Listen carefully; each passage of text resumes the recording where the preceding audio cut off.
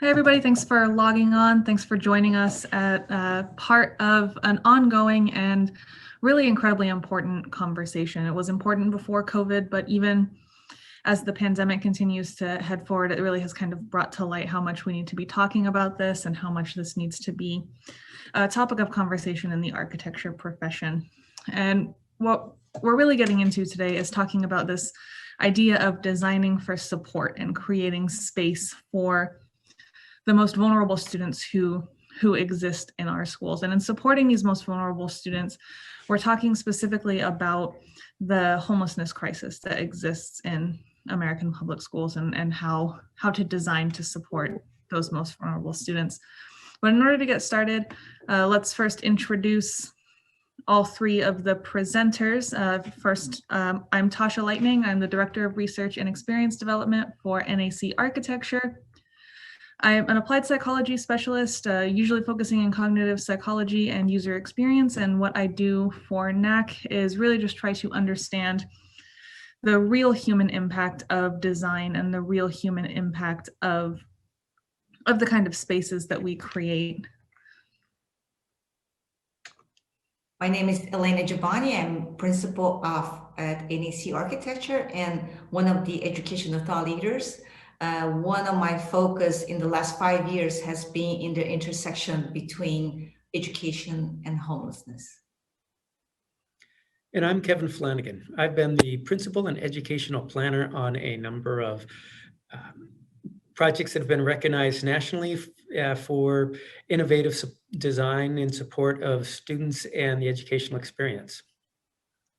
Okay, great. I'm glad everybody had a chance to introduce themselves. And just moving on, what we are talking about today is a very sensitive topic and a very, very important topic, like I mentioned before. It's the homelessness crisis in the United States and how that homelessness crisis has bled into American public schools. And just moving forward to look at some of the statistics here. Each year, various offices for homelessness, sponsored by government, sponsored by state agencies, and even private agencies, they do what's called a point-in-time count for homelessness. And what a point-in-time count is at any given time, it gives a picture of how many people are experiencing homelessness at that one point in time. It's a massive undertaking. It's a huge study conducted on a single night, typically in January or February. And the number of homeless individuals, either completely unsheltered living on the street or living in homeless shelters, are counted. And this kind of gives us a picture of how many individual homeless people there are at any one given randomly selected time. And that's over 560,000 people in the United States. And what that has kind of turned into as far as student homelessness is this real issue and this real crisis where students under the age of 18 are experiencing this as well and are experiencing this with their families. And at any point during the academic year, over 1.5 million American students are experiencing homelessness and are experiencing the challenges that come with that. And I really want to take a moment to kind of step back and understand that I know that I'm not alone in coming to the issue of homelessness at the very beginning of, years ago when I started working in various capacities with disadvantaged populations, even before my time at NAC. Some of us come to this with this understanding, or lack of understanding, I should say, about the reality of the homeless population. And we tend to come at it from a place of privilege and a place of really thinking, oh, well, the homelessness crisis, it's the consequences of their own actions. There's not a whole lot to be done and a whole lot to think there. But when you really get down to it, you find that the situation around this is far more complex. And when you get down to the experiences of families and the experiences of students who are the everyday students that we think of as the future of our country, it's something that really just needs to be understood and really needs to be translated into any kind of helping profession, including the profession of architecture. And that translation has the potential to really make a huge difference in the lives of these 1.5+ million students who have a much more complex reality than some of us initially come to these first conversations thinking that they may. And pushing that into the architecture profession, what we can really do as researchers, as designers, as architects, tech support, anything within this profession, we first kind of have to understand the issue. We have to come at it from a point of first recognizing our own biases and then understanding the real issues and the real human level experience of individuals who are experiencing homelessness and individuals who are at risk of experiencing homelessness. And through doing that, we can adapt our thinking in space planning and in space design to really address those issues and to really bring supportive spaces into kind of these most vulnerable students. And that leads us into kind of a reimagining of what the educational sphere can really do for students and what the educational space can really become, which allows us to develop this transformative mindset around either, in the wonderful opportunities that we're sometimes given to build a school from the ground up with everything it needs, or in the sometimes much more common opportunities to just renovate an already existing building or to really try to help a district reimagine the space that they already have. It builds this transformative mindset around really what we're doing to create spaces and to create supportive environments for these most vulnerable students. And we have a unique position to kind of be a liaison between that space and between the principals and the superintendents and the teachers and the stakeholders in those schools to really sustain these programs and to really sustain the effect of this space. And Kevin, I know you've done quite a bit of work with the Seattle Public Schools on really kind of delving into this 5-point process and how that has kind of created a different understanding of the school space. Can you maybe speak a little bit to that? Well, yeah, I think one of the interesting things was bringing together different people and different points of view, where I'll say traditionally it feels like the design process often happens with an architect and a facilities department, maybe with some input from some educators.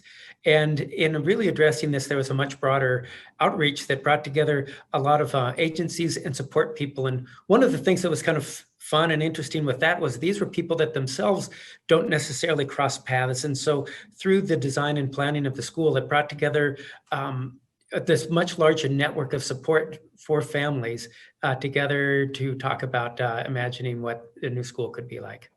That's wonderful. And if you move on to the next slide, what we really build a picture of is when we develop this understanding is who are we helping? What is this for? And these results are, they're not out here. They're tangible and they're real. And the kinds of students that we're helping are those who experience food, shelter, safety insecurity, traumas, resource insecurity. They can be students who are disabled or disadvantaged in one way or another. They can be LGBT students. They can be English language learners, migrants who have cultural differences. And typically these students are unlikely really to remain at the same school year round. So they worry about making friends. They worry about belonging and community, which are really critical for student success and for social emotional learning throughout life. And in addition to this, we kind of have these students as a result of all of these disadvantages who are really extraordinarily less likely to graduate high school, with only 30% scoring proficient on state standardized testing and an overall 30% national dropout rate for these students from year to year. And when I say these students, I say students who maybe are not even chronically homeless, but who have experienced homelessness at some point in their life. Either younger, older, doesn't matter. At some point in their life, they've experienced these difficulties and these traumas, and it really hurts their chances of graduation from high school. And what we can do when we try to help this issue any way we can is we can get some intervention for these children who are experiencing poverty and are, as a result, the data shows us they are more likely to experience poverty and homelessness and struggles as an adult. And if we can intervene as best we can, as early as we can, it really kind of helps helps that issue for these children who struggle with fear, trauma, stress, ridicule, and of course, problems with authority due to mistreatment and stigmatization that families in poverty and families experiencing homelessness often, unfortunately, experience. And we're really lucky to have Elena here. She has been working with the Community of Friends in Los Angeles for quite a long time. And if you want to tell us a little bit about their work and your work with them. Yes, so I have been working with homelessness issue and now a crisis, right, for almost 20 years, serving as a board member for a Community of Friends. A Community of Friends is the largest nonprofit housing developer in California that provides what we call the permanent supportive housing for homeless people and families living with mental illness. We have actually in our buildings now over 600 school-age children live in our buildings.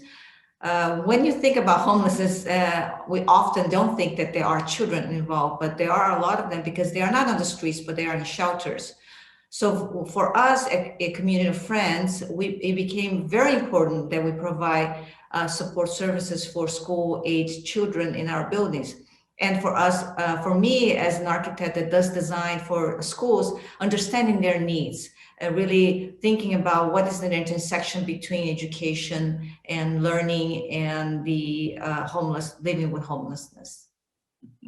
And in order, when we see that kind of work and when we see that kind of involvement, we understand that we're really kind of increasing this comfort and educational access when we bring that kind of thinking, that kind of wonderful thinking that the Community of Friends has to the school atmosphere. We increase that comfort, we increase that access, we increase the graduation likelihood, we are able to help break the cycle of poverty for those students, and we're able to create a safer and more understanding environment for all students, not just the students who are experiencing homelessness and who are experiencing poverty, because often we'll see that more adaptable students will also thrive in these environments. And when we start to understand this issue, we really start to go into, we want to do the best that we can, and we want to really create as much understanding as we can.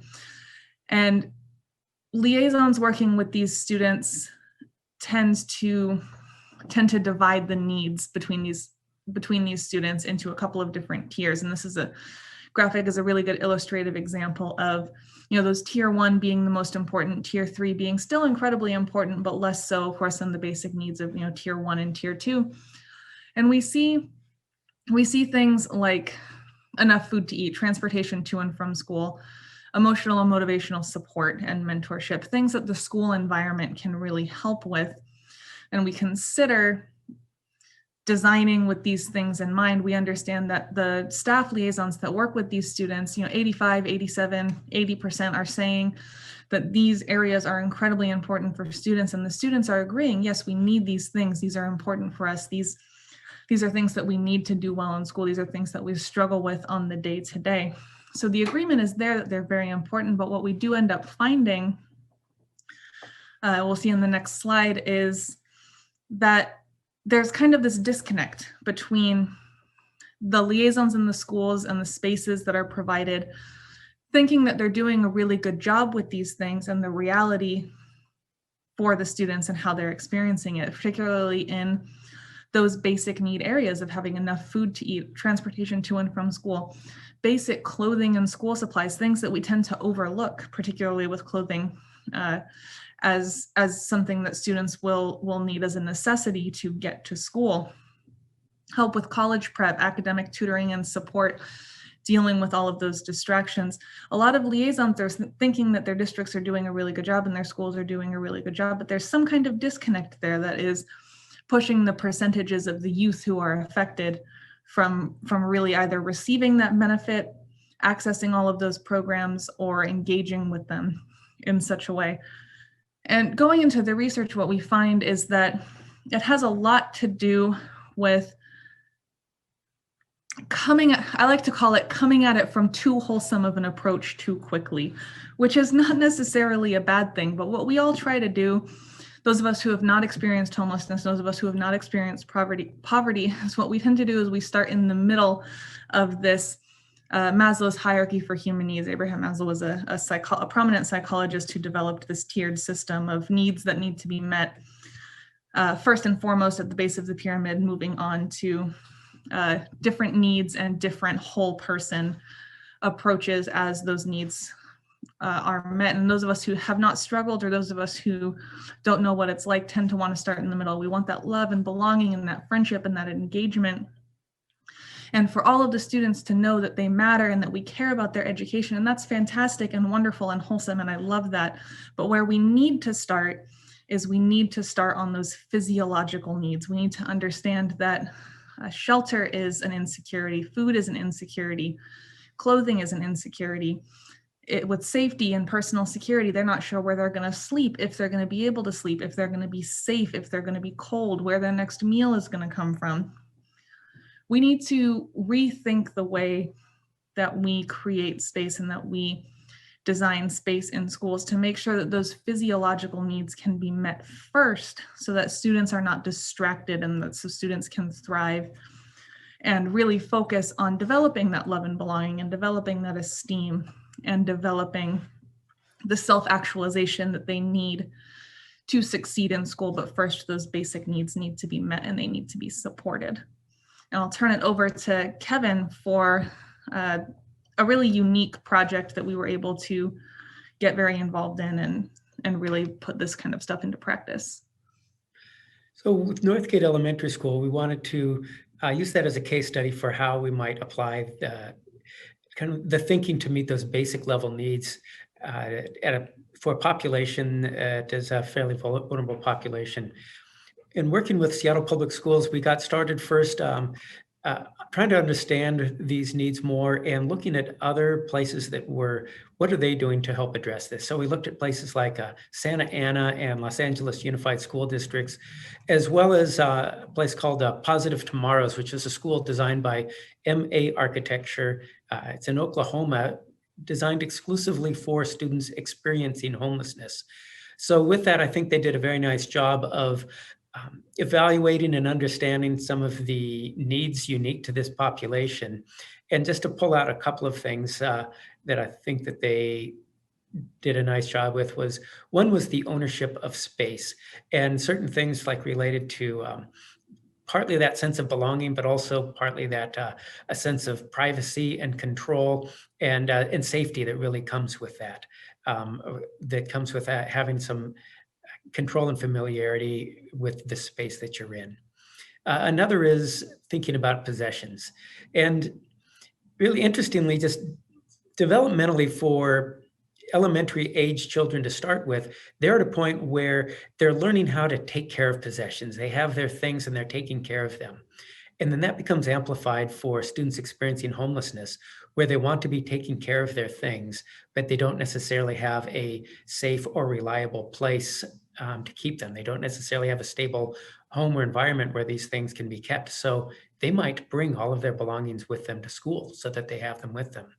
Now there's the question to say, what do you do with these things once they're at school? So it's thinking about a place for these things so that the students can feel like their possessions are safe, that they're well taken care of. That helps allay some of the anxiety they can have related to that, to focus more on their education. So picking up from what we've learned from others and starting to apply it to Northgate, we got started working with the school district and, as I said, that network of providers, as well as the families, the students, the teachers that are part of the school, to really understand on a more personal level what's going on there and how to meet these basic needs. Northgate is a school that has a pretty high percentage of homelessness. About 25% of students at any one time might be experiencing homelessness, as well as 40% transient students. What I love is the principal there, Dee Dee Fauntleroy. She's aware of and very tuned into all of the statistics and the meanings behind them. But to her, the most important statistic is these kids are 100% awesome. They don't lead with their adversity. They lead with hope. They lead with love. And they lead with support. Northgate is a wonderful supportive community environment within the school of the people supporting people at the school to try and fill in those gaps that people might otherwise fall into. And it's then in thinking about the design of the school, we start thinking about how typically I feel like when we design for the middle of the bell curve. It makes sense. That way you're meeting the needs of most people. But as we started working on Northgate, we started thinking, what if we started designing for the most vulnerable students? What if we made that our primary design focus? With the thought being that those that are less vulnerable, those coming from more stable home environments, those that have had a chance to eat and sleep at night, maybe those are the ones that are more able to adapt rather than expecting the most vulnerable students to adapt to the norm. And if we design for those most vulnerable students, maybe what we'll create are environments that really are supportive for all. I was thinking, Tasha, about the example you gave with that texting. Oh, that's right. Yeah. Texting. So originally text messaging was designed for the deaf. It was designed as an adaptive way for the deaf to communicate with cellular communication when it was first being created and first being kind of pulled into the mainstream. And just think to yourself how much we all love it, how much we all use it, how much it has blossomed as its own technology that has been adapted and just kind of beloved by everyone who gets involved with technology. And what we find is that, as Kevin was saying, when you design for vulnerability and when you design for maybe the lower end of the bell curve, then others who are more able to adapt will find that they thrive with those environments as well, and with those technologies and the forms of texting. So with that, we wanted to understand from the Northgate community more deeply as far as what is going on and how might we support that. And so a lot of those things that Tasha's talked about already were coming up, trust in that idea of authority figures people in these conditions have often developed a lack of trust with the people that are running the school. And so while I know them to be wonderful, warm people, there's a disconnect that's going on there and a lack of trust, and which prevents opportunities for connection and development that might happen for the students and the families. And that relates to, I think, in part, a sense of safety. And I think it relates also to discipline. What we see a lot in schools is that those that are most vulnerable are the ones that end up receiving discipline and being disciplined for at a much higher rate than other students. African-American males are a group that see the highest level of discipline. And unfortunately, what we also see is there's an inverse relationship between the amount of discipline as it goes to academic success and graduation. So we started thinking with the design of buildings, is there a way that we can think about that allows for interventions to happen at a different place and way before things escalate. Another thing that came up was withdrawal, and that goes back to, I think, some of those core fundamental sociological aspects that Tasha noted in Maslow's hierarchy. We heard the story about this girl at Northgate. She'd come to school with a blanket, and then she would, at times in the day, whether it's anxiety or stress or whatever it is, she would just take the blanket and pull it up over her head and just kind of disappear behind her blanket for a while. And so it's, again, understanding what's going on there. She's sort of creating her own physical environment when she's doing that. So as architects, we want to learn from that and think about how can we make an environment that will be supportive of people that need to have that chance to withdraw. So as we started to design Northgate, this is the layout of the school. And we thought of it in this idea of this tapestry of spaces, that there's a lot of different spaces of different scale for different size gathering, different energy levels throughout the school to allow the opportunity to provide spaces to meet the students for where they are at a given point in time. And then with that, we were talking with someone and they said, you know what, when I go to a school, it feels like every time I go, whatever school it is, there's the doors, you open up the door and walk into the school, and there's just this hallway with doors on either side. And it feels like an institution, and it doesn't feel like it's a place where I belong. It doesn't feel like a place that wants me. And so we said, let's think about that differently. So Northgate was designed with this meandering path, and the classrooms arranged in neighborhoods that branch off of that path. And so that when you walk into the school, what you walk into is much more of a community space that has light, and it has some transparency, and you can see from the entry through into the library space and through that to the outdoors. You can turn to the left and see to the commons. There's nooks and seating in order to allow places to gather and to feel welcome into the school. In the layout of the school here, with the entry on the right-hand side of the drawing and kind of moving through the school down the meandering path, the classrooms are arranged in neighborhoods of 3 classrooms, with each classroom having the amenities that are part of that tapestry of spaces throughout. And so that there's always something as far as within your own neighborhood to provide the support for every student. And then as we start to look more at the entry area, zooming in on that, we have a security vestibule that you come into. And if you turn to the left upon entry, you go into the administrative area and you check in at the office. But something that we developed working with the various groups there was the idea of this family room, and a place that's connected, but also disconnected from the administration in front of the school. It was interesting that, Kevin, that we spent a lot of time discussing about this space, where they should be located, how do we design them to provide resources and access to programs to support the students and their families. There were pros and cons in the location, close administration. Pros with that was that you have support of the staff. Cons was because, as you were talking about stigma, stereotype, it's like these students that have a stigma, they're being in trouble when you go to the administration. So I think this was a good compromise. If it's not in administration, it's close to it, but not necessary that you're going to the administration. And with this family center, then it also has some resources for parents as far as for computers and access, so that they can get access to whether they're doing job hunting or looking for housing or various support. There's also thinking about places for they're likely to have some young kids in tow. So to have like a little library, play area for younger children while the parents are taking care of what they need to. That there's a private conference room, a small little room, so if they need to make some private phone calls, if there's other parents or families that are in that space. And also there's the Family Connections Coordinator's office is off that. And that's a person who is looking to connect with these families. And again, they're not always necessarily seeking out that. And so this puts the coordinator close to them. And so he can come and check in with them when he sees them in the room, and just make sure as far as that they're getting the support that they need, as well as having a storage room that has some basic supplies. Again, back to those foundational needs of making sure that the parents and families are able to get some of the basic supplies and get signed up to make sure they're getting food and housing and all of the other core necessities that they need in order for the students to be successful later on. And as we think more about the idea of the sense of community in the school, it has a wonderful commons area that has a big space for gathering, as a lot of elementary schools do, and it can expand into the gymnasium for bigger events.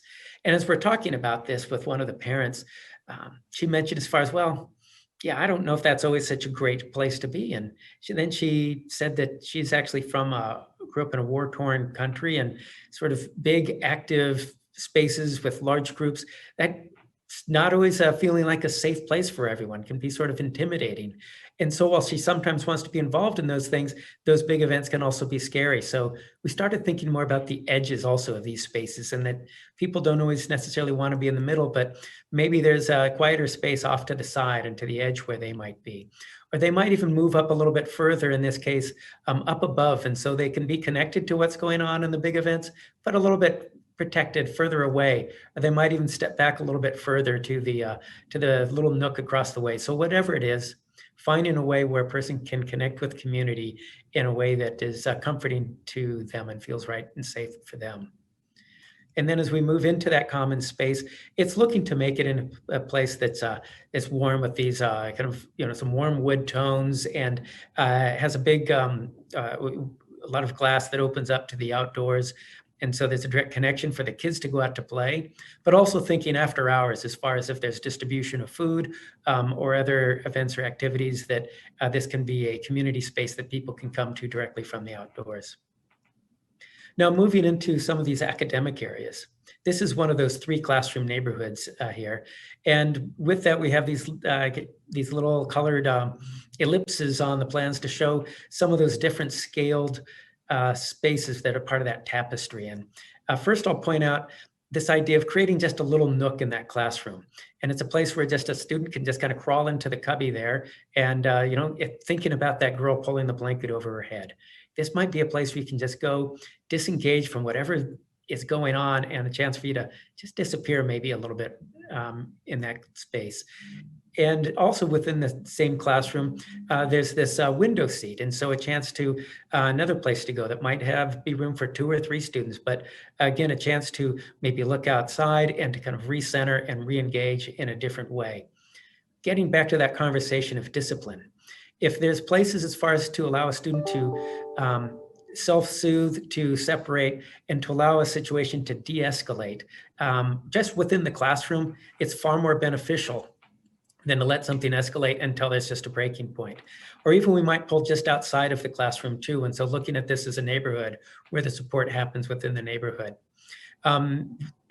We have a shared area in between the classrooms with a lot of transparency from the classrooms for good supervision. This is a great place for project activities and group activities, but also you'll see that there's a nook that's in the background there. And that nook is another place as far as to pull back and to withdraw. In this case, we're thinking about maybe having some aggregate stone or something very tactile so that it allows a little sensory break for the student. Again, for if they're doing some self-soothing, a chance to kind of recenter themselves. We talked to another teacher who mentioned about having some students that just kind of need to move and to vocalize. And so creating a secure, protected outdoor space where the children can go out there. So again, whether it's a class activity that goes outside, it's a chance to connect with nature, but also it's a chance for a student to have that another way to sort of reconnect or de-escalate in a safe and supervisable space. And so with that, what we're looking to do is just create what might end up becoming this tapestry of spaces that provides a variety of ways to meet the students wherever they are at a given time to help meet those basic needs for them to feel safe, for them to regain control, and to have an opportunity to succeed. And we feel like as far as that it's not just meeting the needs of the most vulnerable students, but these might end up becoming best practices to support all the students. So one of the things we know for certain is that this pandemic has definitely expanded the population of students that we consider the most vulnerable. It has also put to test some of the best practice in how we design schools to support them. Some of the strategies and best practice we're going to talk about has been implemented at Northgate. So I recently spoke with Daniel Madrid, who is the Director of Family and Children's Services at the Community of Friends. And he told me that most of the children in our buildings go to the Los Angeles Unified School District, which is the second largest school district in the country. So when the pandemic hit, LAUSD distributed Chromebooks for over 600,000 students. So even though our students at the Community of Friends have been given Chromebooks, many of them were not able to make them work for just a variety of reasons. So if you think about it, the parents just didn't have the resources, or sometimes they were just not equipped to help their students in their kids at home. So as campuses continue to be closed, most of these vulnerable students are going to be left behind. And this is, for many of them, it's going to become a gap year. So although many of these issues are technology driven, and the way the curriculum is being delivered right now by teachers and by the school districts, what are the design solutions that can help support them? So one of the things that Daniel mentioned was that our kids at Community of Friends are pretty much locked in their homes all day long. There is almost no place for them to go. So all of them have lost the in-person support services that they will be able to provide that school districts were able to provide for their students. So the question then is, how do we turn schools inside out? How do we start thinking about the edges of schools and make them more accessible? Now, more than ever, schools now have to be really center of community. So as we start thinking about edges of school campus, how do we make them accessible to the most vulnerable students? How do we push all the spaces, and we say outdoors and indoors, to the edges so we can connect to the community? So this image talks about the yard. In Southern California, many parts of the US, the outdoor can be used almost year round. So how do we make the campus, when we start planning them, renovating them, how do we maximize the ability of students to access these outdoor spaces all the time? The next one is about the porch. So the question is, can we and can the public reclaim these entry points, create a sense of place, the entrance at the entrance, and welcoming and supporting community connections? Many times parents of these vulnerable students have to arrive earlier, either because the shelter is closing, or they have to actually leave the shelter earlier, or they have to come, go back. So when they go earlier, or either for drop off or pick up, there is a place that they need, a place where they can hang out and actually socialize with other parents. The play arts, design them so students can learn while playing. Use game markings for social distance if needed. The next one is about food security. During the pandemic, food service did not close. Most school districts continue to serve meals.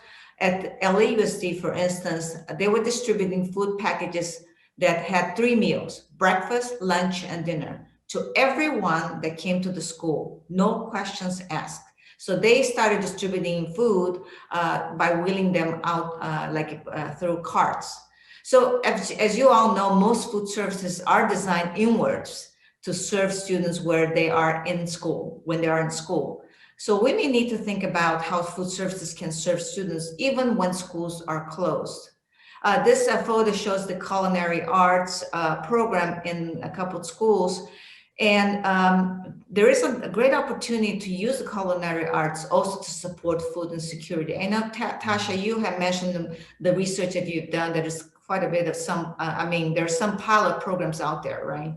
Right, yeah. So in supporting the early phases of Northgate Elementary School's design and research, I came across some pilot studies and some pilot programs that use culinary programs in grades K through 12 to not only teach students how to cook nutritious meals either on a budget or just with general ingredients, but also allows those students to develop trade skills for working in commercial kitchens at the older levels. And in combination of doing both of those things allows those students to take the object of their lesson, so the meal, home with them after school, or eat it at lunch, depending on when the program takes place. And what this does for impoverished and students experiencing homelessness is it separates getting help with a meal from the stigma that's often associated with that.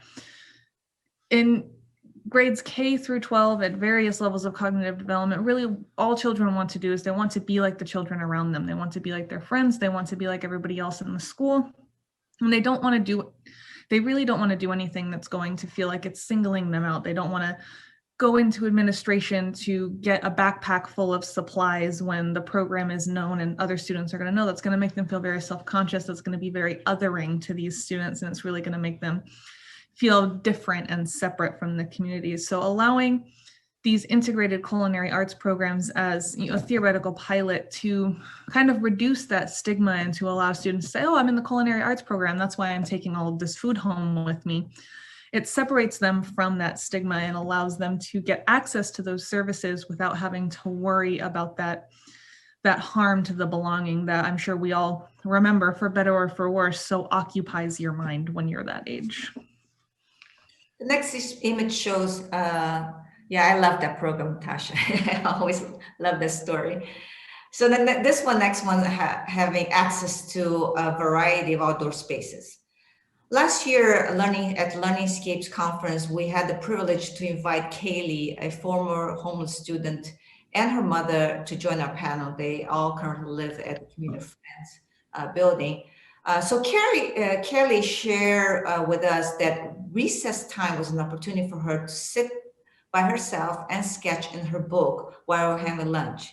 So it helped her relieve her stress.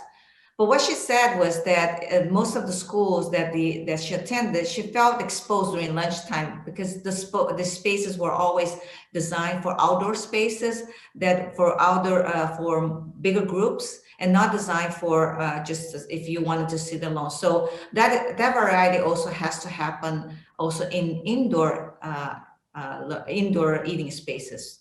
So it is important that we are conscious about that these spaces have to be accommodated in small groups, individual sitting areas, and also for people that choose to sit alone. Gardens, making them eatable gardens. They're not only educational, but they also allow students to plant food that they can also take home. The next image, we talked quite a bit about the family room, so I won't talk more about it, but the importance of this resource room for families. So as we start to talk about pushing spaces to the edges, any opportunity that we have to put multipurpose rooms in the edges too, because we have learned that during the pandemic, our vulnerable students more than ever need the before and after school programs, and including the tutoring. Daniel was telling me that the students at Community Friends just could not keep up with their homework because they were online all day long and they just didn't have the resources. So having these programs and the spaces accessible are important before and after hours. So Katie also shared that because of her transient life as a homeless student, she never wanted to make friends, knowing that she may end up changing another shelter again and going again to another school. So making friends was very difficult for her. However, she did like the fact that project-based learning first forced her to make friends in smaller groups and help her focus on what she was learning. As actually Tasha mentioned earlier, most of the homeless students suffer from trauma and they have difficulty focusing. So as an introvert, the next image shows about some of the spaces that we have to accommodate for not only extrovert, but introvert. So as an introvert, she really didn't enjoy having to be in groups. So the fact that we provide a palette spaces of varying characters, varying sizes, so really supports the different personalities so that they can not only sit them on their own, but maybe just a small group of friends or with a teacher or a counselor in small groups of settings so they can have, again, some emotional support. So last but not least, these students really need wraparound services for them and their families. So at Los Angeles Unified School District, and I know in Santa Ana and other school districts, they do have wellness center, but for LAUSD, because of the size of them, they are able to actually have these centers throughout what they call regions to support the region, so a cluster of schools. This example is the San Bernardino High School. It's a clinic that's located in a high school and has different clinic services, including dental. And this is an example where school districts partner with the Los Angeles County Health Services. The land is provided by the school district, and the funds for building it is a joint funding between both agencies, and the services are provided by the Los Angeles County Health Services. So I just want to end by thank you all for joining us in this very important conversation. Like we learned from other case studies that some of you have designed, we hope that you can also take some of the best practice that we have shared today and implement in your next projects. This is an evolving conversation that we all continue to learn more. So keep on sharing And here, there in this slide, you have our contact information and also a link for our NEC lab, where we have a lot of our research in various educational best practices. And we hope that you continue the conversation with us. Thank you.